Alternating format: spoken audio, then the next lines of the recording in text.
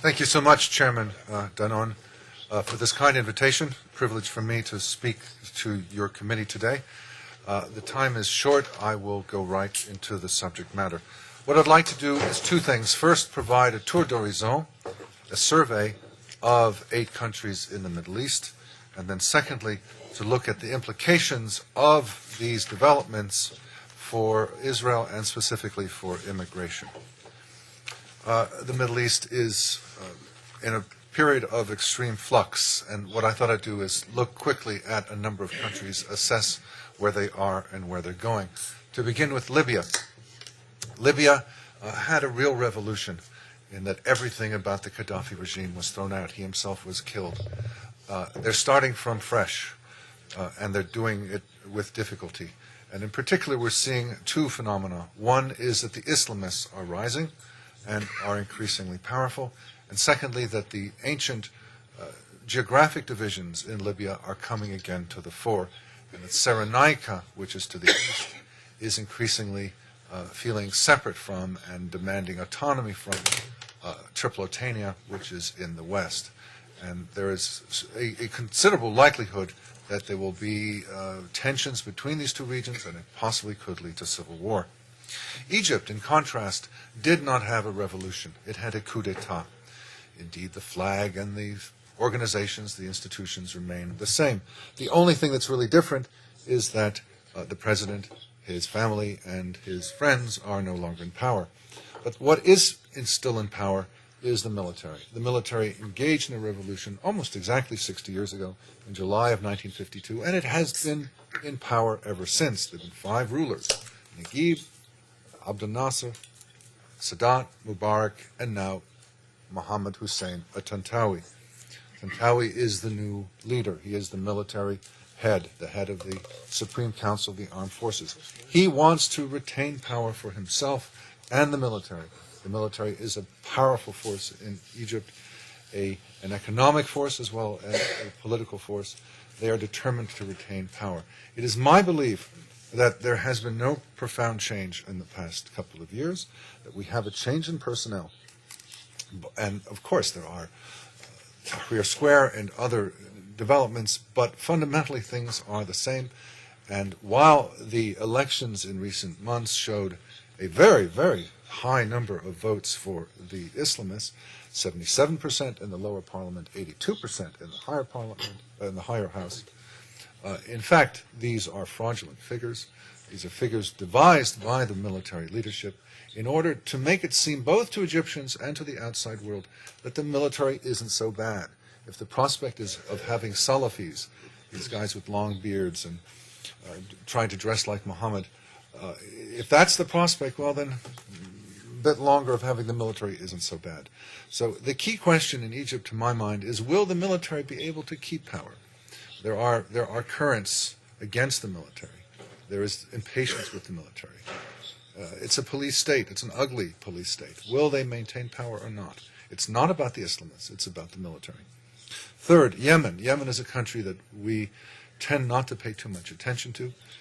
It is a large country of 25 million people with one of the highest birth rates in the world. It is a country that is at the edge of desperation and collapse, ecologically, economically. There are many factions in Yemen, tribal and military and regional and religious and age, you name it, everything you could ask for. There are 8 different factions of substance in Yemen. I believe there's a substantial possibility that there will be a massive outflow of Yemenis from the country, desperate, poor, going anywhere to find refuge. Fourth, Syria. Syria is a policy dilemma in that obviously no one wants the Assad regime to continue. It is a brutal dictatorship, second worst in the Middle East after that of Saddam Hussein. As it used to be said of the father of Bashar al-Assad, the current ruler, no 2 camels could meet in the desert without his knowing about it. Absolute police state, and yet at the same time a certain stability until recently, and a known factor, a devil you know. In contrast, the rebels represent a impatience and unhappiness with this a totalitarian state that we can only sympathize with. And yet again, the Islamists appear to be a major force. And it could be a very ugly situation as the Islamists take revenge against the ruling community, namely the Alawite community. And the prospects could be very, very nasty for Syria itself. However, strategically, the collapse of the Assad regime is very much to be desired from a Western and indeed Israeli point of view, because Syria, the Syrian government, is the main ally of the Iranian government. And the Iranian government is the key country in the key government in the Middle East.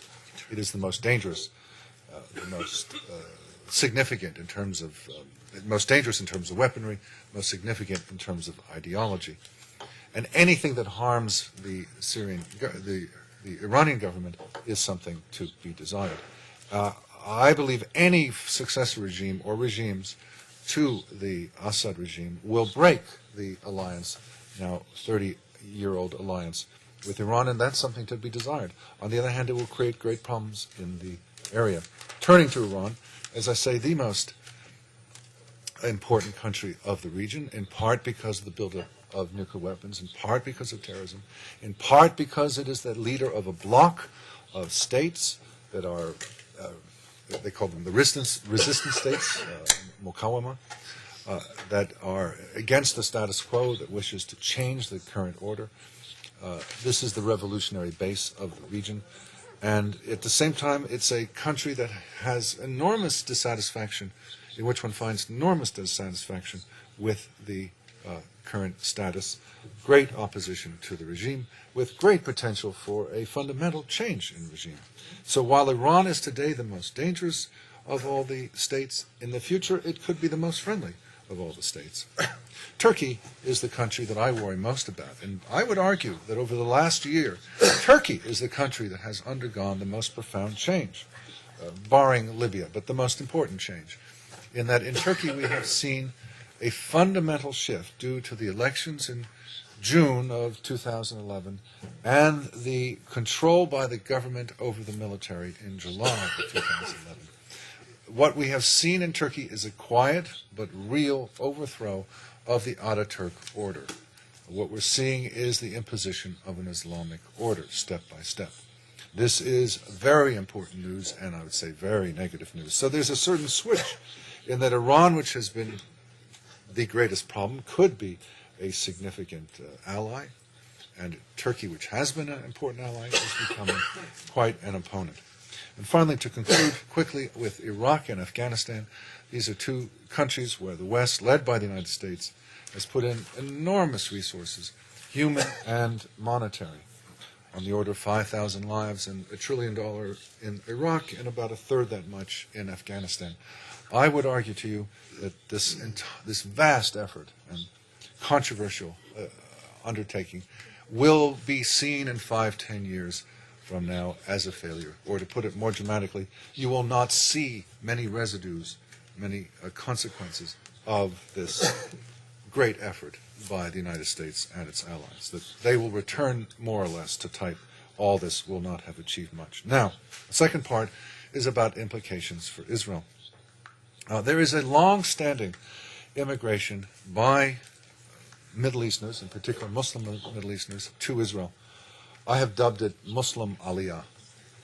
Muslim Aliyah. And one sees the first stirrings of this about a century ago, when the Zionists coming from Europe brought with them European skills, in particular European economic skills, but also building of medical facilities, educational facilities. And so what one saw was an influx, particularly from Syria, but also from other areas. And there's been a steady migration of Middle Easterners to Israel, not just Jewish, but also Muslim. So there's an established pattern that goes back a century. It has continued through the decades, in that we've seen whole Kurdish families appear at Israel's northern border with Libya, Sudanese crossing through the deserts to reach Israel, Lebanese, and so forth. My favorite anecdote is that of an Egyptian journalist who fled Egypt at the time of Gamal Abdel Nasser and came to Israel, and then in the 60s, I believe it was, and then in the 90s, he was taken hostage by the Palestinian Authority, and the Israelis extracted him from there, and not militarily, but bargained and got him back. And when he came to Israel, he kissed the ground. Second time he'd been saved by coming to Israel. So this is an established pattern, and one finds significant numbers of family reunification, West Bankers moving to Israel, Gazans moving to Israel. Family reunification can be through marriage, can be through parents and children, and so forth. But right now, I think we're on the potential cusp of a new era of Muslim Aliyah. And I'd like to go through it quickly, region by region. The Sinai. The Sinai is no longer under effective Egyptian governmental control. I don't exactly understand why. This dates back to the Mubarak era, but it is all the more the case in the past year post-Mubarak. One sees a steady stream of Africans coming into Israel through Sinai. One sees a lesser number of Egyptians, but that could happen too were there to be economic crisis in Egypt, which I think is very likely. The economy of Egypt is not working well. The reserves when Mubarak was resigned a little over a year ago were $38 billion US dollars. Today they're on the order of $15 billion. At this rate, there's not going to be money left very soon. And most of the caloric intake by Egyptians, most of the food they eat comes from abroad, has to be purchased with hard currency. It could be looming disaster, could be hunger, could be starvation, and that could mean a lot of people crossing trying to cross into Israel, and that means that the fence that the Israeli government is now building along that border will become an important defense mechanism. Eilat is not likely to see much action, but it is conceivable, as these Yemenis take off in large numbers and go every different way, that they would end up in Eilat. Where would you rather end up? In Egypt, Saudi Arabia, or Israel?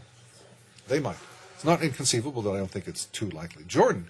There's nothing imminent right now. The Jordanian government is thoroughly in charge, but the Jordanian government is in trouble. The core of the core of support for the Jordanian government has historically been the Bedouin of the East Bank. The Bedouin have in recent years rapidly become Islamized. They're Islamists. They're discontent with the monarchy. And this could lead to instability, and it could lead to immigration across your border. Golan Heights. Well, the IDF has already created camps for potential Syrian refugees. They see it as likely, and I certainly agree with their assessment. Lebanon could also be an area from which Syrians pass through to Israel. It's easy to get from Syria to Lebanon, and they could try and go from Lebanon to Israel. And finally, the Mediterranean Sea. It is conceivable that both Syrians and Egyptians would try to reach Israel through the Mediterranean Sea. So, there could be a new era. I don't know.